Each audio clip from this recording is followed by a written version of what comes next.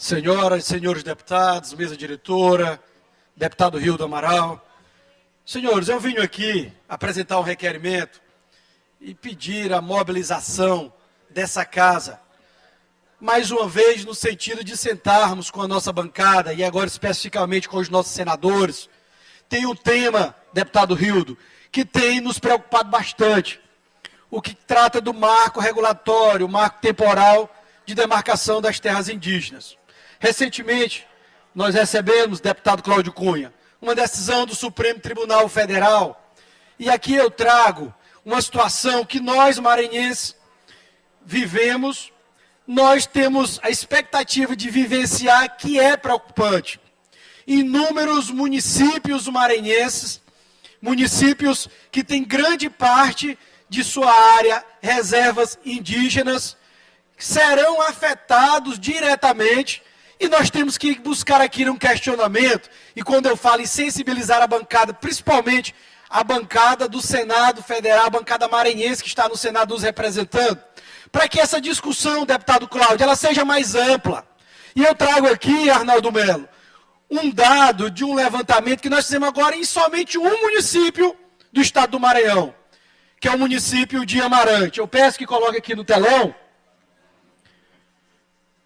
E o deputado Rildo antecipou a minha fala, não sei se o telão deu tempo aí, o pessoal da mídia, de colocar as informações, mas hoje, o município de Amarante, já está lá no mapa, para que vocês observem, o município de Amarante já tem uma área demarcada de reserva indígena de 408.500 hectares. Isso compreende 54% de toda a área do município de Amarante. Esse é um município que nós estamos trazendo aqui para exemplificar, mas Fernando Falcão, Montes Altos, Barra do Corda, enfim, nós temos uma série de municípios que serão impactados, deputado Cláudio. E lá em Amarante, hoje, 54% da sua área hoje já é demarcada reserva indígena. Com as novas demarcações, com os procedimentos que estão tramitando, nós estamos caminhando para que, num futuro bem próximo, nós teremos reconhecimento de mais 163.086 hectares demarcado a área de reserva indígena, o que irá totalizar 571.589 hectares. Agora, a preocupação é porque muito se prega, e aí nós temos que buscar sensibilizar a bancada maranhense no Senado para criarmos um amplo debate e buscar um caminho do meio. É porque quando fala é contra o marco temporal, está defendendo ruralistas, é a favor do marco temporal, está defendendo indígenas. Quando a gente coloca uma luz em tudo isso, a gente vai clarear as ideias, a gente vê que não é o extremo da forma que é apresentado pelas duas correntes.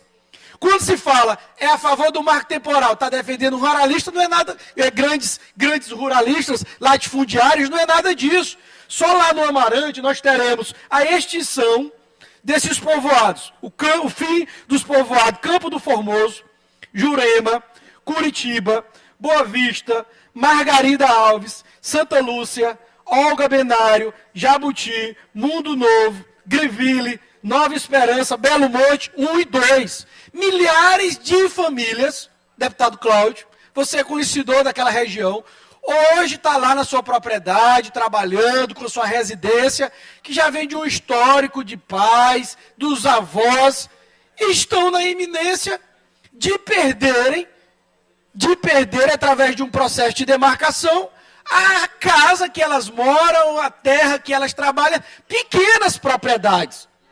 Pequenos produtores da agricultura familiar. E aí, deputado Ricardo Arruda, hoje a gente anda aqui em São Luís, anda nas grandes cidades, nós estamos observando os venezuelanos, que vêm para cá sem ter terra, sem ter casa, sem ter nada, ficam nos sinais, pedindo esmola, pedindo comida, pedindo abrigo. Hoje, deputado Arnaldo Melo, nesse momento, lá na reserva indígena, na BR entre Barra do Corda e Grajaú, nós temos indígenas que estão lá pedindo esmola para comprar merenda. Nós temos indígenas que estão lá com cartaz, mães indígenas com cartaz, pedindo uma esmola para comprar 1 quilo de arroz para alimentar seus filhos. E amanhã, num futuro próximo, porque lá eles não têm alimento, eles não têm segurança alimentar, eles não têm uma educação de qualidade. E amanhã, num futuro próximo, nós estaremos acompanhando os moradores dessa comunidade nas pequenas cidades, porque estarão nas mesmas condições, sem ter casa, sem ter terra para trabalhar, sem ter emprego, sem ter um abrigo, estarão nas pequenas cidades pedindo esmola por conta desse novo processo demarcatório que está tramitando. Então eu estou aqui sensibilizando, é só um exemplo, a cidade de Amarante, eu estou aqui sensibilizando essa casa, para que nós possamos, senhora presidente Iracema, nós possamos criar aqui, iniciar um grande movimento, deputado Antônio Pereira, e sensibilizar a bancada no Senado para que nós possamos buscar um caminho do meio. Nós estamos tratando aqui, deputado Júlio, não é só de grandes ruralistas, nós estamos tratando aqui de pequenas propriedades, nós estamos tratando aqui daquele pai de família que utiliza da agricultura familiar para sustentar os seus entes. E na medida que esses novos procedimentos vão avançando, nós estaremos aqui, o exemplo que eu cito para concluir da cidade de Amarante, nós estaremos com mais de 70% de toda a sua área demarcada como reserva indígena. Aí eu pergunto, deputado Cláudio Cunha, aqueles indígenas que estão neste momento, lá nas margens da BR-226, pedindo esmola para comprar o lanche, em que vai melhorar a vida deles? O que o indígena quer, o que as comunidades indigenistas estão precisando, é de uma educação de qualidade, é de investimento na segurança alimentar. Às vezes não coincidem os interesses da FUNAI com os interesses dos indígenas. E aqui eu trago um dado. Nas aldeias, as comunidades indígenas têm a cobertura do SESAI, que aluga caminhonetes, vereador Flamarion, caminhonete para fazer o transporte dos indígenas que precisam de atendimento de saúde. Mas às 18 horas, essas caminhonetes encerram suas atividades. Estou concluindo, senhor presidente. Encerram suas atividades. Se uma indígena gestante, deputada Andréa, à meia-noite entra no trabalho de parto, ela não tem o transporte até a maternidade. Aí eu pergunto, será se realmente está defendendo o interesse dos indígenas? Eu quero saber em que vai melhorar a educação dos indígenas em Amarante, senão nós estaremos incentivando conflitos em Fernando Falcão, estaremos incentivando conflito lá no Arame, estaremos incentivando conflito em Barra do Corda. Então, deputado Rildo, faço aqui um requerimento e busco sensibilizar a nossa presidente, Iracema, para que nós possamos criar uma frente.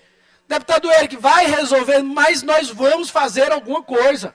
O que nós não podemos é ficar de braços cruzados, deixando para decidir quem não tem o real conhecimento dos fatos, quem não sabe a verdade real, a dificuldade que os indígenas enfrentam para frequentar uma escola, a dificuldade que o indígena enfrenta para que a mulher indígena possa ter um trabalho de parto em uma estrutura adequada. E aí nós questionamos, a serviço de quem a FUNAI, a interesse de quem a FUNAI está fazendo todo esse investimento e todas essas manifestações.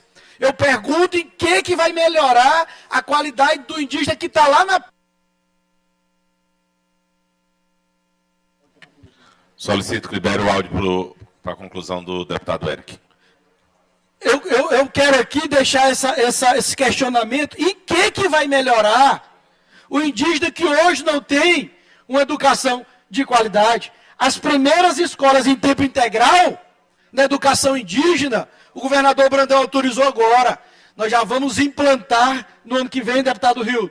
Nós temos um débito histórico com as comunidades indígenas, Cascaria. Nós temos um débito histórico em todos os sentidos. Eles não têm a oportunidade que os demais têm, não têm uma educação de qualidade, não têm a oportunidade de emprego, mas não é sacrificando alguns que nós vamos pagar essa conta que nós temos com as comunidades indígenas. Não é sacrificando esses pequenos produtores, não é sacrificando o homem do campo que vai ter a sua propriedade comprometida, que a nossa sociedade vai pagar esse débito histórico. Esse débito tem que ser reparado por todos, pela União, pelo governo do Estado, pelos governos dos municípios, dando oportunidade para que esses indígenas possam transformar as suas vidas, as vidas de seus familiares e as vidas de suas comunidades. Não é através desse procedimento, sacrificando alguns, que nós iremos reparar um débito histórico que nós temos com as comunidades indígenas. E para concluir,